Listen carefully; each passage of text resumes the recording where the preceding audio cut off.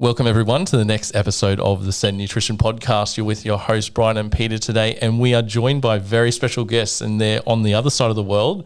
Peter and I have been waiting all day to talk to them, and it is Jenny and Elouise, representatives of Waab Farm, who are the world's best breeders of the Straight Egyptian Arabian horse, and they have been clients of CEN for around 2 years, and we're going to profile these amazing horses, look at the conditions and how it really is different to Australia, the way Qatar is with its climate, and especially the challenges that they face in managing the horses and the amount of horses they have on the farm. So how are you, Peter? Bryan, I'm very well, and I think we're almost going to top Guy McLean here with Jenny and Elouise. It's a fascinating place. I've seen the videos as well on YouTube, which sort of blew my mind. Obviously, how fascinating the place is, but also, as you said, some of the challenges of feeding obviously X amount of horses at 55 degrees Celsius, possibly more, possibly less. So, without any further ado, let's get to the chase. Jenny and Elouise, welcome to the podcast. Hi, Pete and Bryan. Really nice to meet you. I'm Jenny. I'm the horse and breeding manager for our Waab, and with me is Elouise, who is our stable manager and trainer, who I would be absolutely lost without. Thanks for having us, guys. Yeah, so thanks for having us here. The Straight Egyptian Arabian is unique in that it traces in all lines to the desert in the pedigree. So they have a genetic memory for the desert climate. We truly have found this working here, that they need less in the way of starches and sugars and also protein. And Elouise will be able to tell you more about the challenges of looking after them in the heat. We do have air conditioning, but that in itself creates problems. And I've been searching for a long time for a product that would meet the requirements that we need here. I had been using CEN myself at home in Australia. And anyway, we'll go from there, and I'll hand over to Elouise to explain to you a little bit of what she's been doing. Hey, Elouise. How are you? I'm good, thank you. If you can let our listeners know as well, basically, what happens in terms of the training, obviously in terms of everything that you do as well. I'm sure they're going to find it fascinating. Yeah, sure. So being the stable manager and trainer here, going from, a couple of dozen horses back home in Australia to managing sort of about 220 at any given time here has been different. Obviously, the climate's different. We're dealing with really hot summers and at the moment actually really quite cold nights, which is something a lot of people don't expect. You actually do have a winter and it's actually quite cold overnight. So taking from extreme heats in summer, and with us only having 2 seasons, the weather changes really quick. So we go from 40 plus degree days to 8 or 9 degree nights within the space of a few weeks. So obviously that presents a whole challenge as far as, our training times. In summertime, we train in the night. It's just too hot in the day, and even the nights are hot, but we do train in the night time and then swapping them over to the winter time quite quickly. Also in summer, the horses go out in the night time. That's when they spend their time in the paddock. The days are just far too hot. I guess the biggest challenge too is, back home, there's many farms that have surplus of 200 horses, but a lot of them wouldn't have 200 and something stabled horses. And that's something that's been really different here. Back home, we turn our horses out for winter and they have their freedom and they'll stay out day and night, where here the horses are always in for a portion of their day. Well, you're actually going against their sort of natural rhythm as well, obviously, out in the sunlight during the day and then obviously, say, stabled or under a tree at night time. You're actually doing the opposite because of the heat. So to me, that's absolutely fascinating. But what it does, it makes your job even more difficult.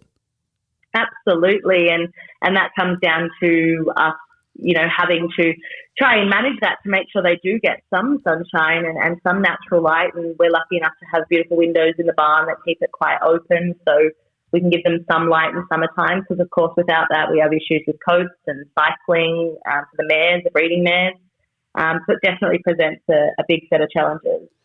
In terms of the biggest challenges from what you have in Qatar to what you both had in Australia, maybe you can answer sort of individually as well. What are the biggest challenges or the biggest differences that you had to adapt to what you were doing when you were both in Australia to when you moved overseas to Al Waab in Qatar? Well, on Eagle Ridge, we have 100 horses, thereabouts. And we only have 20 stables or 22 stables. So most of them live out or get a good portion of time of living out. Of course, we know that being able to be out on natural pasture is so much better for the horses, for their growing problems. So in comparison to here, the biggest challenge that Elouise and I found when we took over the management here at Al Waab was the accessibility to the correct food. I think in general, so many people have this belief that more is better, and the foods that were available to us here were full of sugars and starch, and I mean, we even found one feed, didn't we, Elouise, with an ingredient of actual sugar. Yeah, and we nearly fell out when we saw that. And I think that the foods imported either from the USA or imported from Europe, which is for a entirely different type of horse, you know. Definitely the accessibility and with feed and even with things like we're used to back home having access to great farriers, dentists, chiropractors, equine masseuse, so many options for everything we need for the horses, saddle fitters, everything you can imagine. There is someone that can do it very well and most likely in your area or you can travel to. Here, that's not the case. We're fortunate enough to have a lot of great equine facilities here, but there's also a lot of things that we just don't have, or we need to either import if they're products or fly people here for. We've flown our dentists, our farriers, our chiropractors, trainers, which is not something. I mean, in Australia, that's quite a foreign thing to do. Yeah, that's been one. That's probably the biggest difference. Apart from just having to care for the horses, but also the accessibility to products. It is improving. I've seen a big improvement in the last 2 years. It is slowly improving. But the biggest thing, and we have a very good affiliation with, we have a veterinary hospital here called EVMC, which is a government-run veterinary hospital, which I have to tell you is without a doubt the best veterinary hospital in the world that I've ever seen. Amazing equipment, MRIs, CAT scans, you name it, it has it. And that they are sort of working with us as well in trying to teach people and teach the other breeders that about the correct feeding and nutrition, because laminitis here was just rife. It was huge. So much laminitis, so much EMS, so much OCD, And there's another difference we noticed hugely here as well is, at home horses will get their nutrition from a mixture of obviously pasture, hay, concentrates, whatever it may be. Where here, at Al Waab, we're really fortunate that we do have large grass fields. The grass obviously is not the same as what we're used to back home, being sand-based. But a lot of the time, horses here will only have access to sand yards or paddocks or a stable. So that presents different challenges as well. Yeah, sand colics, having to feed sand shifter or products for.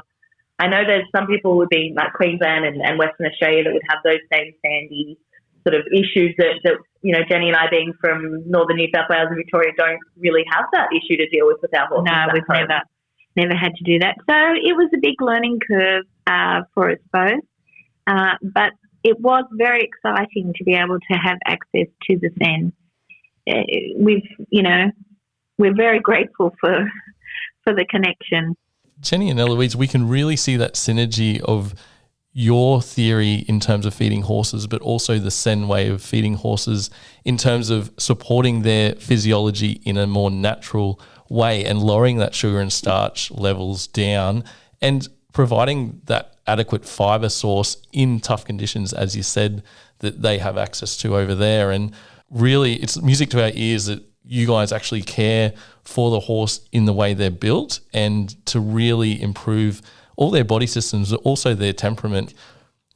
Elouise was kind of not made famous, but on our Facebook page, that video review of CEN Oil went viral and still goes viral around social media, and everyone references that as these Arabian horses are so beautiful, and the impact the CEN Oil has had on your farm, if you'd like to describe that.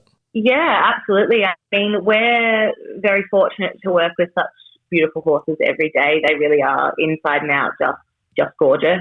And I think the biggest thing with the Straight Egyptians is they're not very forgiving when it comes to not doing things the natural way.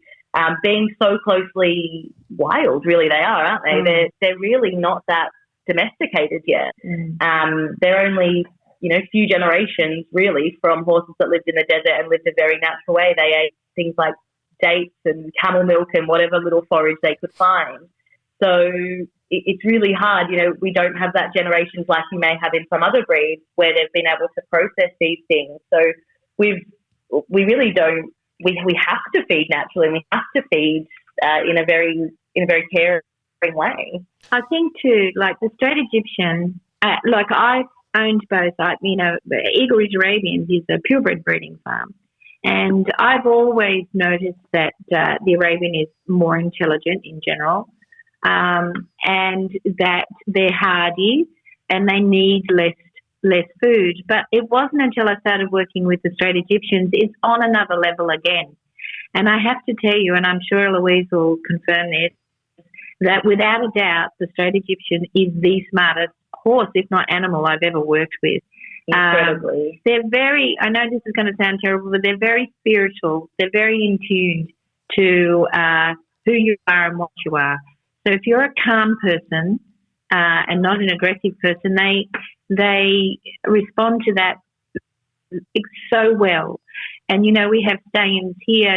Some of the stallions have not had the best reputation for being people-friendly, yet as you saw Elouise with Sinan, she has an incredible rapport with the horses. They respond to her so well. And this is all part of it, And the thing is, they were socialised horses, but it was a different way. When they were with the Bedouin time, they lived in the camp, so it lived as part of the family, and but a much different way. And they were so important. Even their milk used to feed the Bedouins as well as their foals, But they certainly didn't have access to the high octane feeds that are so readily on the market now.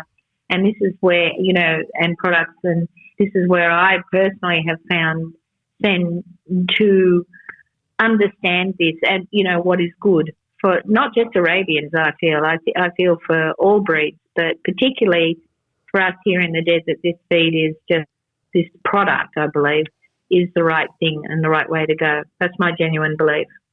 No, thank you for that, Jenny. And just correct me if I'm wrong, either yourself or Elouise, for people that haven't seen that video, Sinan was having issues with his fertility, wasn't he? And obviously he was on a CEN Oil and a few other supplements as well, and then his fertility did improve. Is that correct?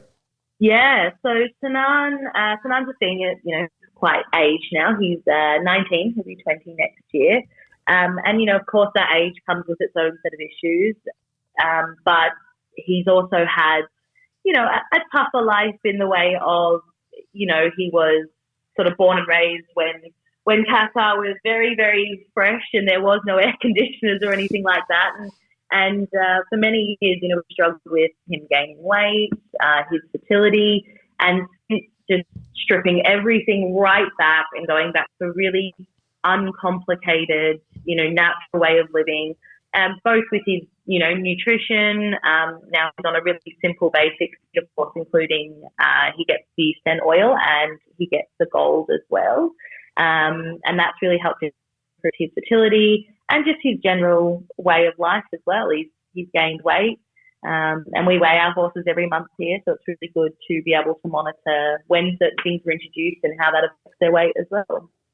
Yeah, and I can tell you that we've absolutely had proof of the Ultra Protect working so well with these stabled horses. We had one young colt here. I had said to his owner, who's different to our Waab, I had said to his owner, look, I believe this colt's got ulcers. And we sent him down and had him scoped, and sure enough, he was full of ulcers.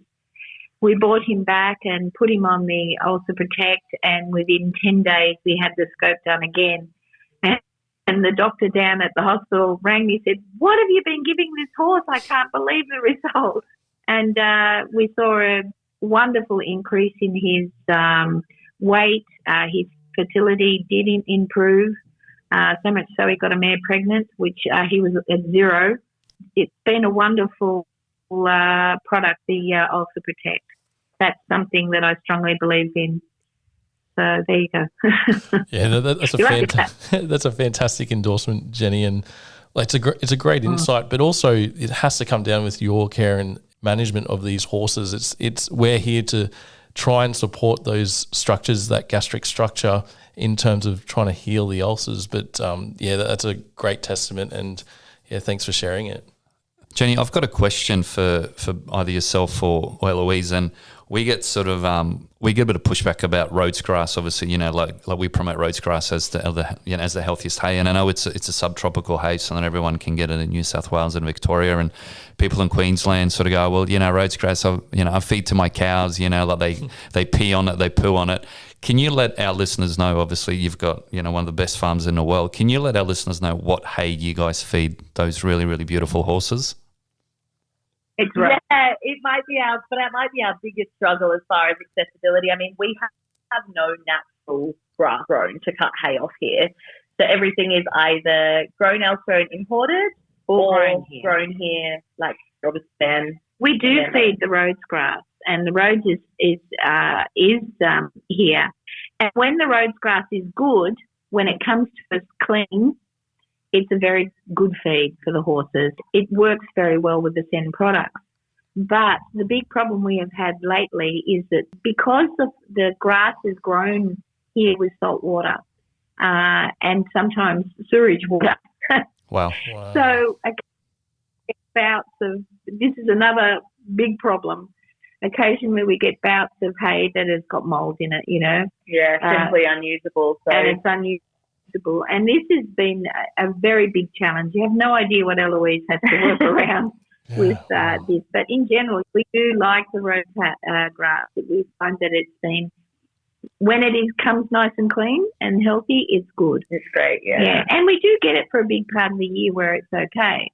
We're very fortunate to get hay that is sometimes baled that morning and in our shed by the afternoon, which is a luxury that we have, which is amazing.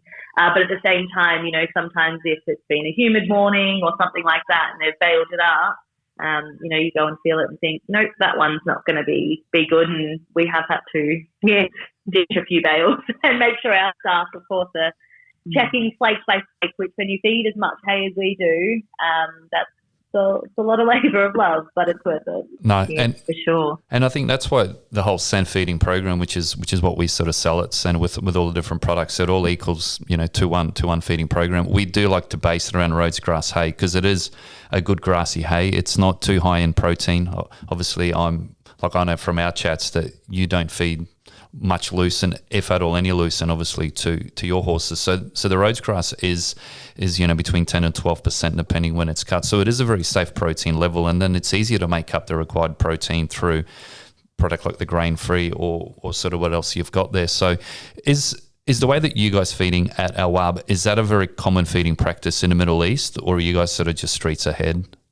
It's not really common at all, is it, the way we do it? So I mean, Jenny and I are fortunate in that both of us have the same basic want as far as our feeding program goes, and that's obviously to keep it super simple, very natural, and only give what is required, which is not often the happenings in Qatar. Of course, the difference is a lot of the feeds that are imported here are made for high level performance horses. And, of course, we do have them in Qatar as well. There's amazing show jumping, dressage and racing horses here, which, perhaps those feeds are suitable for. But when you have Arabian horses, especially the straight Egyptians, and for a lot of part of it, horses like our broodmares don't do a lot of exercise. They don't output a lot of calories. So the feeds that are accessible were just far beyond what they would ever need. Yeah, and it was very difficult. But there is a mentality, and I don't believe that mentality is unique to Doha. I found it, when I used to travel the world doing photography, that I would travel in America and I'd see horses locked up and on high octane feeds there as well. So it's a big message that needs to be sent out, particularly for Arabians, more than any other breed, I feel, and that they don't need this so many products in their feed. Yeah. I mean, we've been places before, and you see sometimes 15 or 16 different things like supplements or different types of feeds, and I mean, as you guys know, it's just not possible. They're all working together cohesively by the time you have so many different brands and different types of supplements. So we're definitely big on keeping it simple. Yeah, and that's then Peter and I are trying to educate as many horse owners worldwide now through these podcasts, and you guys give us a real fascinating insight into feeding the correct way according to their physiology, but also, as you mentioned, it's going to help limit those metabolic conditions that the high sugar and starch feeds do arise from. And when you look at high performance horses as well, you're still feeding a risky way. You can get performance from high fiber, good quality protein and good fat sources, and reducing that sugar and starch level right down. The point you made, Elouise, too, like when you travel, you said about the 16 different sort of feeds and supplements. It's like the Colonel's herbs and spices. You imagine how hard it would be to balance every ingredient in those 16 different products. I mean, it's almost impossible. So you're going to be overdoing one thing, you're going to be underdoing the other thing. And plus the amount of time and money that it costs to feed those things, you could probably, throw 3/4 of that away and balance it and still get a better result. That's how scary this industry is. Yeah, it really is. And it all comes from a good place. So it really does. I mean, it's usually people just, they see a product and they see the way it's marketed and, I want that for my horse. And they see another product and the way it's pushed and they want that for their horse. And, it always comes from a place of people wanting to do the best, but it's just a bit of a lack of knowledge in a way. Yeah. Yeah, I podcast is such a good thing that you're doing. For no matter what feed they choose, people need to take this into account, that horses didn't go grazing and finding all those grains and supplements and different products. They just didn't find them, and it's not meant for their physiology. But everything does come, I'm sure of it, comes from a good place. People wanting to make their horses shinier, fatter, healthier, But in the process, and the straight Egyptians are 100%, and we know this from testing, that they are all predisposed to EMS, or sugar insulin resistance because of their genetic makeup. They weren't designed to eat that food. Yeah. And that absolutely presents a new set of challenges for us, making sure that we're balancing the way that their bodies process insulin, which is not an easy thing to do at all. Yeah, and I guess you guys are trying to help spread that awareness with the smaller breeders that you guys support as well. Absolutely, yeah. For the good of the horse, we just care about the horse. I'm sure that, especially the Arabian horse, they're a passion, a lifelong passion, and I hate seeing them, having their tendons cut and boots and bandages from laminitis, and it's terrible. So we'd like to spread the word. Yeah, and as you said, Jenny, they are a smart horse, and we want to even support that brain structure or their brain physiology with not overdoing that sugar and starch, as you said, and you want to make them even more smarter and more intelligent around people as well. Yeah, absolutely. I mean, the climate that we're in, and it does make it hard as well, in a way of, back home it's nothing to have your horse in work 5 days a week as well. We're here with the climate and just, how tough it is, especially in summer for them. Sometimes that's just not possible. So it's like you said, it's that balancing act between making sure that the calorie intake and calorie outtake are where you need them to be, whether that horse needs to gain weight, lose weight, wherever it's at. And, with the metabolic syndrome, back home, you kind of have the benefit of being able to say, have that horse do a little more exercise to try and output some more calories. But sometimes that's just not possible here. I mean, we have days where it's physically not possible to exercise the horses. We just can't. It's not just the climate, the ground here is rock. A lot of people think it's sand, but it's rock. And, if you want to put a fence in, you've got to have a jackhammer. Wow. That's what it's. People think, it's all sand dunes. Well, we do have some sand dunes, but that's, in a small isolated spot. And Qatar is, I think a lot of people, when they think of the Middle East, think of probably some of the other countries, say like the UAE, that they're more used to seeing, big sand dunes and rolling hills and stuff like that. I mean, Qatar is essentially a flat country. We have a few sand dunes, if you head towards the Saudi border, but really it's a dead flat country and it's tiny. I mean, most people don't realize we're about a third of the size of Tasmania, the whole country. It really is tiny. Where I get very passionate about it, and it's a point that you made, Elouise, just previously with Sinan. You said obviously when he was a lot younger and Qatar wasn't as developed, his feeding regime was probably not as good as what it is now. And we do get that often with some of our listeners that have sort of joined the CEN family, if we could call it that people don't value healthy feeding from when they're young. They only start changing things when it gets too late. And you can sort of put into human health as well. Like when we're young, we can eat whatever we want. We can not sleep very well and drink a lot or what so forth. But it's paramount with the stallions especially, because like if you can get that young stallion onto a pretty healthy regime from when they're young and you maintain them on that healthy feeding program, you're going to get a lot more years of use for that particular stallion with less vet bills, obviously fertility, extra money spending on medications or any sort of joint supplements. So it is an investment that you are doing a lot earlier, but data shows and statistics show that if you do spend that money earlier and do it properly, you are going to get a lot less problems in the future when they're older. Yeah, we can't wait to see. We've got our babies that we started on the CEN from, foals and even in utero. It's going to be so exciting to see once they start to, be breeding horses. I will tell you this, that since Elouise has been looking after their nutrition, the babies born under her care, there were some babies that had a predisposition to OCD, right? And when we came, we had young ones with OCD.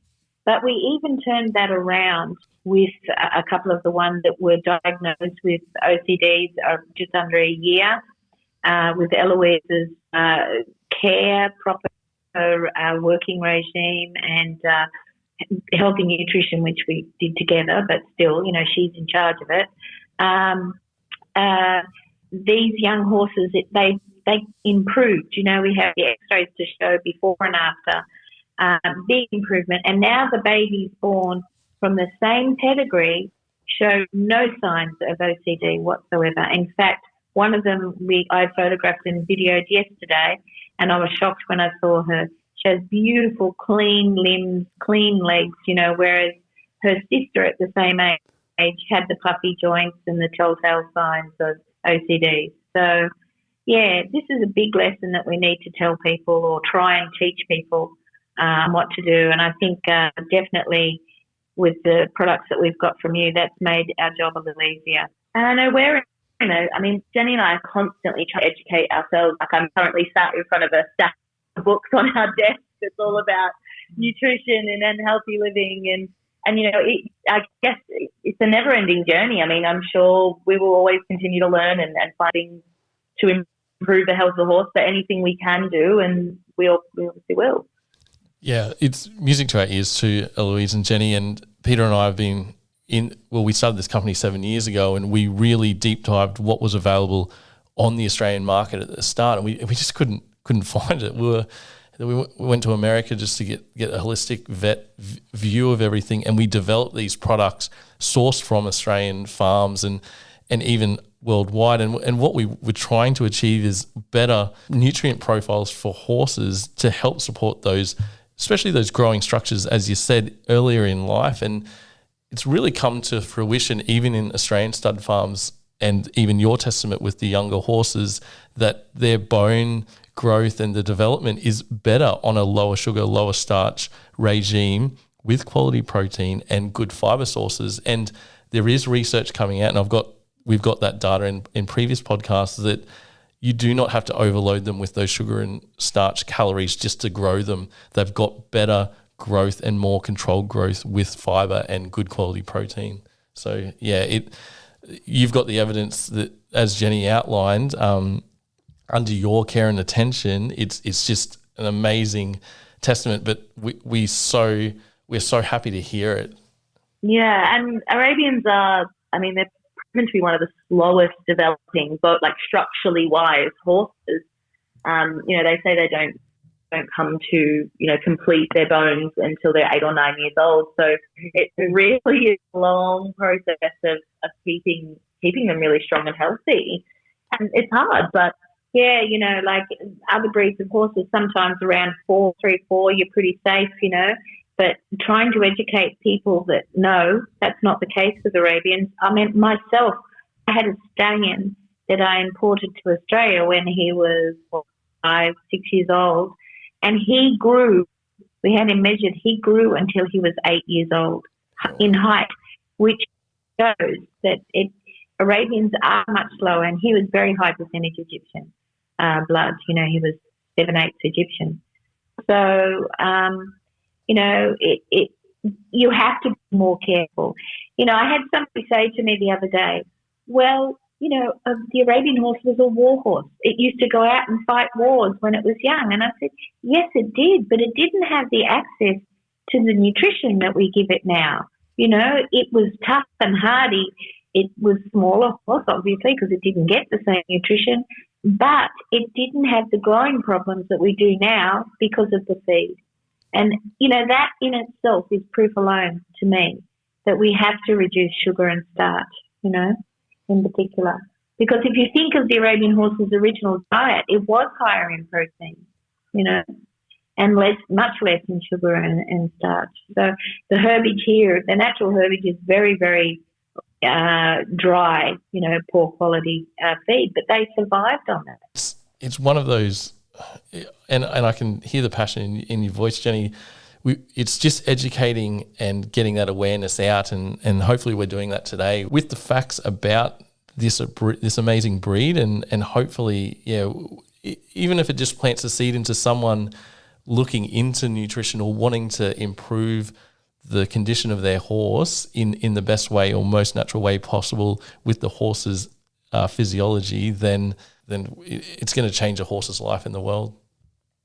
Absolutely. I believe, strong believer, and I know Jen is as well, that everyone that owns a horse should have some nutritional knowledge, to varying degrees. But my background is, before I moved to Qatar, I was teaching equine science to school-age students, and that was always the topic we found most fascinating was nutrition. A lot of them had a lot of knowledge when it came to, gear and training and riding, and the gaps that we saw in nutrition were gaps that weren't really in any other parts of the studies we did. It really was quite amazing to see that, and it's definitely a passion of both of ours, the nutrition of the horses. Absolutely, and their general care, extremely important. I will tell you this, one thing that Elouise did do, I'm so proud about.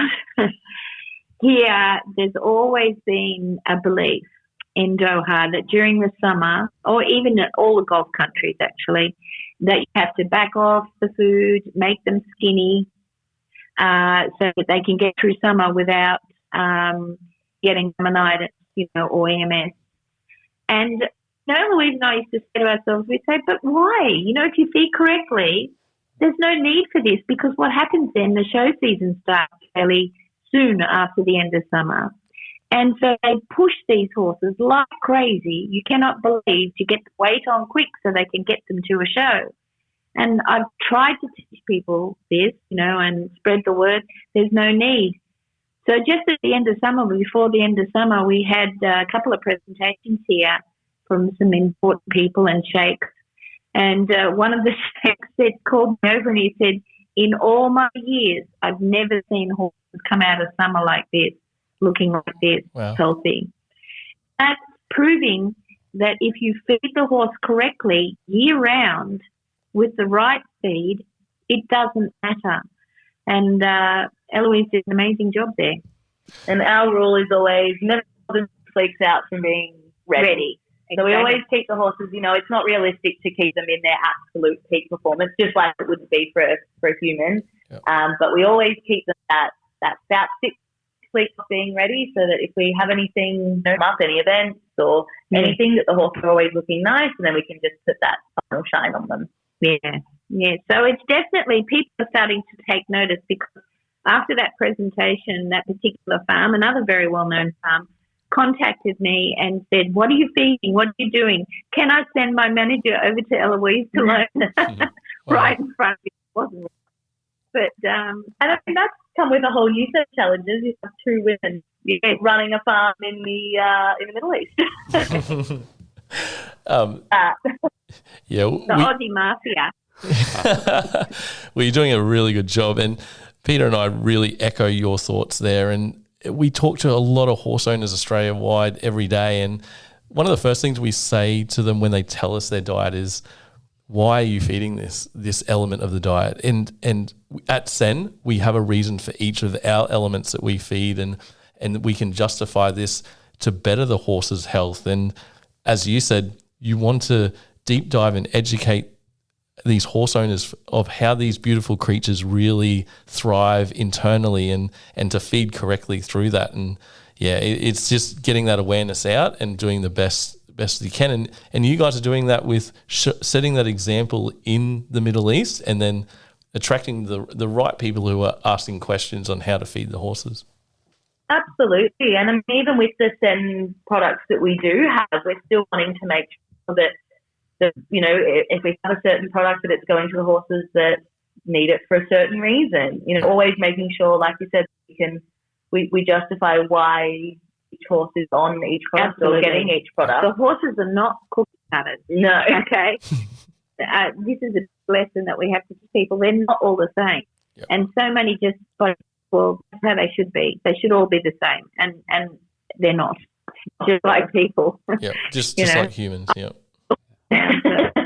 I think with our concept that we've got with the feeding, obviously, the high fiber, you don't need to load up the horses on sugar and starch. We don't cut corners on our vitamins and minerals either. In our grain-free feed, we've got close to $16 per bag just in vitamins and minerals. And I mean, there's feeds on the markets that cost $15, $16. So imagine what's in that feed for $15, $16 when we've got that in vitamins and minerals. So when I said to Bryan is like, when we're going to produce products, we're not going to compromise, and we're going to try to produce the best product in the world if it doesn't exist. So it does cost a bit more to produce high quality products, but as you both said, you don't have to feed as much of a good product, even / expensive products. So if it might be expensive per bag, but you're not feeding 5 kilograms, you're feeding 1.5 kilograms or 2 kilograms, it's not really that expensive. And if you're getting the results with the babies, obviously, you're not shortchanging them with the vitamins and minerals and all those building blocks that they need to become a young, strong and healthy foal, then you are going to have a lot less issues in the future. So we appreciate working with you guys because it is a bit of a revolution that's sort of happening. And I remember when me and Bryan first started, we went and visited our first sort of produce stores, and we had to give the CEN oil on basically put it on a shelf as consignment. Yeah, consignment. Sorry, Bryan. That's what I'm looking for. We had to go, well, I remember this to this day. We said, look, we'll put the oil on consignment, and if you sell it, you can pay us. If you don't, then you can keep it. And it's 7 years ago, but how much of the oil we sell now, obviously we export quite a bit to you guys as well. So when you're the leader sort of in something and it's something new, people always want to push back and go, oh no, I've been doing this for 100 years and it's worked for us. But like you said, science changes sort of weekly, monthly, yearly, and we try to always stay ahead of the competition. And when you do something new, people obviously go, no, well, I don't understand it or this. They push back because they don't understand it. But maybe once they see the results and the writings on the wall, I think then they're a bit more receptive to it. Absolutely. And like you said, not only is it producing a feed that has everything, it's complete, but like you touched on as well, cost. And the other thing for us is ease. I mean, we're feeding 220 odd horses twice a day. We can't be mixing 20 different supplements in a bucket. We would need staff that started at one end and then finished at the other, doing that 24 hours a day to get the horses fed. So, on top of it, obviously being fantastic, it's such a simple, easy program for us as well, and to be able to pass that message on to our staff that feed the horses. And another challenge, of course, we have is a lot of our staff aren't English speaking, so having something simple makes a really big difference in our lives, that's for sure. Yeah, and simple is always better. Yeah, especially with horses, always. Pretty much in all approaches to horses, from handling them to feeding them, Yeah, it goes right through handling, feeding, training, breeding. Try to keep it as streamlined, as simple as possible. Yeah, we 100% agree, Jenny and Elouise. And at CEN, we've simplified a lot of people's diets Australia-wide, and we're trying to make life easier, as you said, because you don't have time. You don't have time to put staff on 24 hours for these stables. And Peter and I are so appreciative of your support and the way that that we are aligned with our feeding practices that you guys have, and to see the results. Yeah, we just got to pinch ourselves sometimes just to know that we're having a really good impact on horses around the world. It's a great message, and the more we can talk about it, the better, for sure. Fantastic. I think that pretty much summarises most of the points. Is there any sort of any take-home messages, Jenny and sort of Elouise, that you'd like our listeners to sort of know about or sort of hear about, or any sort of farewell words, if I could call it that way? I guess mine would be probably 2 points, speaking to like a larger horse community. But, as far as the feeding goes, like you guys said, always have a why. Why are you feeding that product, or why are you feeding that much, or what are your goals? What's the reason for doing things? And then I have to say, as far as speaking to, if there's any, young people out there that are listening to this, as far as go and do something crazy like I did, move overseas, it's mad, but it's been the best experience of my life, and been very fortunate to grow up with horses and grow up with amazing influences with the horses. But definitely, I encourage people more than anything to get out and do something crazy like this. Absolutely. I tell you what, I'm so glad she did. I did try not to. When I said to Sheikh, we really, really need a good manager for here, and he said, okay, find one. My first go-to person was Elouise. I rang her and she said no, so I rang her mother. She did. She rang my mother and said, just tell her to come just for 1 week. If she doesn't like it, she can go home. Yeah. Like 3 years ago. That was 3 years ago, and I thank God every day for Elouise. She's just amazing. And it makes life much easier that, obviously too, I have to say, a big congratulations to Elouise's mum, because I knew she was a great, great horsewoman. And she's a fair lady too. And Michelle. Too.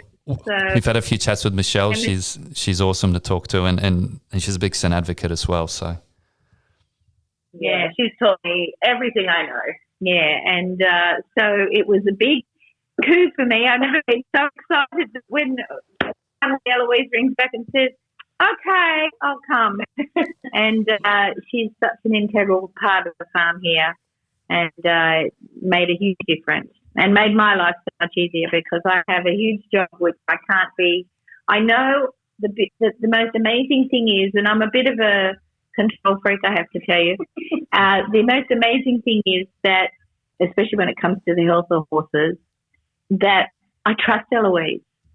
She's one of the first, and my cat at home who looks after my horses, who's also a CEN freak. She loves CEN products. It's very hard to find people that you can let the reins go with, and I've been able to do that with Elouise and Cass. So there you go. And I think that's a reflection, as you said, Jenny, of the people. I mean, we just play one part in that wheel. We're just the cog with the nutrition. Obviously, we can give you all the information, we can give you all the products, but then the people there, like yourself and Elouise, you've got to put all that into action. Make sure that the right amount's getting fed. you picked a horse that's got the issue that needs this supplement, the other horse that doesn't need that supplement, the broodmare that's not holding weight. So, 220 horses, what you have. I mean, to me, it's an unbelievable amount of horses to manage. And Louise, I think if you can manage 220 horses in a desert, you can go anywhere in the world and you're going to be sought after like you would not believe. She already is not allowed anyway. Jenny, you better put her in handcuffs so she doesn't leave. She's going home for Christmas. And I said to her, you just be here now. I expect to see you back on the 2nd of January. We're so fortunate, like you said, it is the two cogs in a wheel for all of us. I've got an amazing support team with my management here at Waab, and we have amazing products, and services over the world that we use really do make this place fun. So it's amazing to, like I said, have you guys. And not to mention the best boss in the world, I have to tell you. Yeah, he's pretty amazing. Yeah, he's a very, very good boss. So, good person who loves his horse, above everything. So, well, it sounds like you've got a very good sort of energy and sort of very good dynamic within the group as well. And from my end, obviously, when me and Bryan started the business 7 years ago, never in our wildest dreams did we think we'd be exporting to the best, to the best straight Arabian farm in the world. It sort of happened by. Look, I wouldn't say accident because things happen for a reason, but I mean, for us, it's, I still sort of think about it and go, wow, like, is this really happening? And from the bottom of our heart, we thank you for the support. And I think for our listeners in Australia too, I think if they can see that our feed program and products are good enough for your horses, they might be good enough for their horses in Australia as well. Absolutely. And I hope so, Pete. I really do. I hope that they can learn, because your podcasts are very informative and very interesting and very helpful, I believe. Listening to those podcasts, it's amazing. Thanks so much. And Peter and I hope we could get over to your farm one day. Yeah. Well, Jenny, I think Elouise said, you flew the farrier over, you flew the, the dentist over, the chiro. When you want to fly some feed merchants over, I'll be there, put my hand up yesterday. So don't forget us. I might just do that. Always an open invitation. Yes, for sure. Silly COVID, Australia opens up and makes life a little bit easier. It's a drama, but to get home. Things that are open. Hopefully, you guys can come and visit. It'd be awesome. Yeah, it'll be awesome to meet. Obviously, we've been in business for close to 2 years. So to put sort of face to face together as well. Obviously, because we sort of talk frequently about obviously the feeds and different things that are going on. So to finally meet in person, I think it'll be amazing. It will, and it'd be good for you to come and see the situation here too. I really do think that could be very helpful. Just don't come from April to October unless you really want to see how harsh it gets. We'll take that advice, Elouise. Yeah, so we might leave it there, and we really thank you for your time, Jenny and Elouise, for coming on the CEN podcast. It's a real highlight of our year. I think we're going to wrap that up now. Yeah. I've pretty much said what I've sort of had to say, but once again, we thank obviously our Waab and both of you as well, and the team there for the ongoing support, and that that you're getting results as well with all the horses. It's just a testament to what's happening there, and I think Shake's got two great ladies there running operation for him, and we wish you success in the future moving forward as well. Thanks very much, Pete. Thank you for your support too. We really appreciate it. Yeah, thanks, Bryan. Thanks, Pete. It's been good chat. It has. We'll try to get you on again, perhaps for another podcast. Maybe we can sort of deep dive into a topic. Maybe look a bit more specifically. Maybe in terms of feeding in the summertime and whatsoever. Because I think our listeners, they're very switched on people, and I think having something so different that as you mentioned, you're doing things the wrong way around. Well, I wouldn't say wrong way around, but sort of upside down. Like training at night, hiding them during the day. I think if we could get into that, just to sort of let our listeners. The dynamic of how you got to think on your feet, how you got to adapt, how you got to change. I think we've got it easy here from what you both have said. So I think that information, the quick witness, thinking on your feet, I think that needs to get out there. So when people find a hard situation here, which is not really a hard situation compared to what you ladies have to go through, I think that would be fascinating to our listeners. Yeah, absolutely. Happy to talk about. And just one real quick thing, something else that we need to mention is having foals born in stables and not out in fresh air is another challenge in itself as well, keeping them healthy, having rhodococcus in the ground in a lot of the farms here, and, it's a constant battle just keeping the babies healthy as well. So it's not easy. It's not easy. Never going to make us.